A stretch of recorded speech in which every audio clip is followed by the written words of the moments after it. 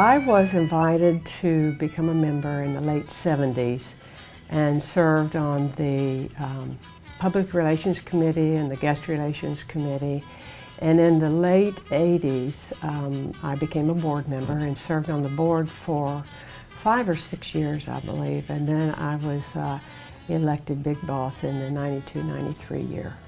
The history of the Silver Spurs, as I know it, started off well over 50 years ago. It was set up by some local ranching families that they decided it was during World War II, and they were trying to find out a way that they personally could help out in the war efforts.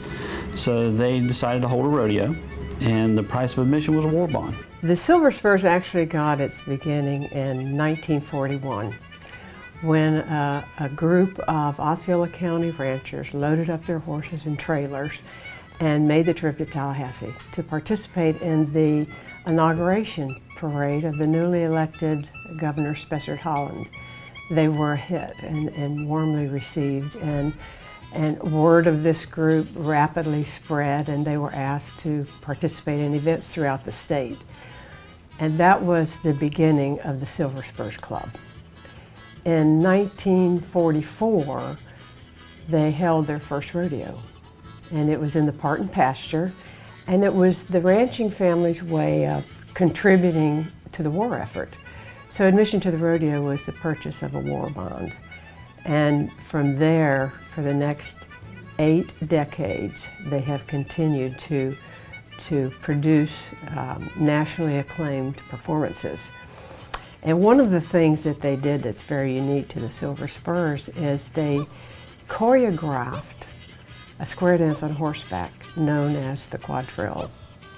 And today they are still doing the square dance on horseback, and it is performed by 4th and 5th generation riders from the original riders, and it is still a crowd pleaser, and it always concludes with the breathtaking figure 8. Well, when I was big boss, it was in the old-timey arena. Back at that time, the city of Kissimmee's, their football field was the arena, and for years and years they kind of helped keep the arena, the bleachers in the arena up a little bit, and it had lapsed in years past. They got where they wasn't doing as much, and it was costing a lot of money to keep that building up. You know, the Silver Spurs for years had a huge stadium that the local football team, Osceola High School, used to play football in, and it was costing us a lot of money to keep up. So the group that I was in with, the board of directors, we were the ones that kind of laid the plans for the new facility that we have now. The Silver Spurs, while it's a rodeo and it's entertainment, it was set up solely to help out. Originally it was to help out with the war. But we have donated many funds throughout the community for years. Silver Spurs has had a tremendous economic impact on the community. They host thousands of visitors every year to their annual events. But it's not just the economic impact that the Silver Spurs has had. They provide scholarships to graduating seniors. They participate in the Heroes in Horses, in the Florida Hospital breast cancer research. At the Kissimmee Sports Arena that Gary Sewell owns, we buck out a lot of stock there. That's where we try a lot out. I've been open. I opened the place in, I think it was 1992, and my son and my daughter both high school rodeo and junior rodeo association.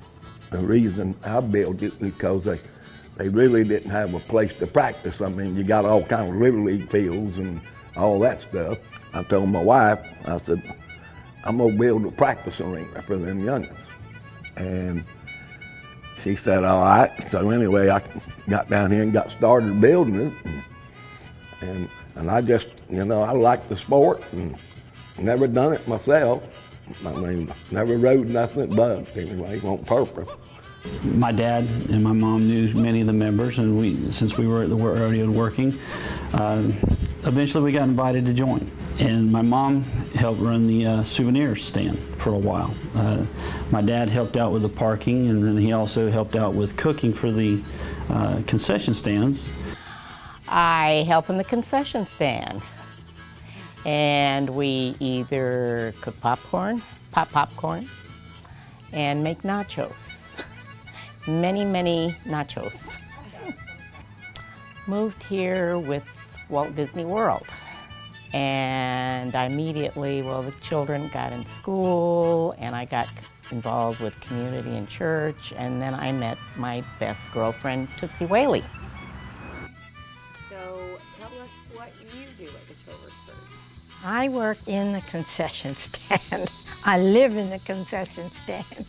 So why don't you go ahead and tell me what you know about the Silver Spurs Rodeo? Well, I know it is very entertaining. There's lots of stuff that you can do there. There's concession stands. There's 7 events in the rodeo. There's 4 timed events and 3 rough stock events. The 4 timed events are team roping, barrel racing, tie-down roping, and steer wrestling. The 3 rough stock events are bull riding, saddle bronc riding, and bareback riding. Miss Silver Spurs began in 1960. And through the years, it has encouraged young women to be good role models of their community, but most of all to educate people on the history of our community, the history of the ranchers and the families, the history of the sport of rodeo, and to educate them too on animal welfare and the safety of the animals during the rodeo. Hi, I'm Raylan Kempfer. I'm a 6th generation Florida rancher. The Silver Spurs has been a big part of our life. With our family, we've raised bucking bulls for them, and then we help with the special rodeo, which is where we reenact some rodeo events for kids.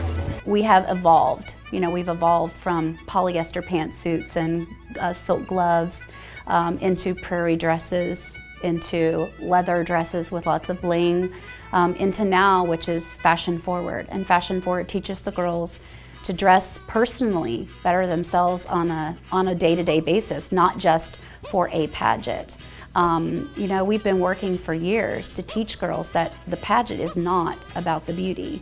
It's about the personal preparation, getting yourself ready for life. There's a lot of these youngins that come along in the PRCA and Stedler.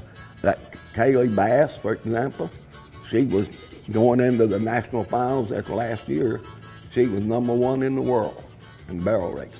And she started out here when she was about 8 and just kept getting better and better at it. And Caleb Sanderson, who was the PBR, in the PBR, he was here every Friday night. He was always here, and he started out riding sheep and then went to junior bulls and then the big bulls. And so anyway, he made it to PBR, and he won the average in Vegas. But anyway, that's part of the reason why I built it. Been doing it about, I guess, 24 years now, something like that. I still enjoy it. I think that their future impact is very much the same.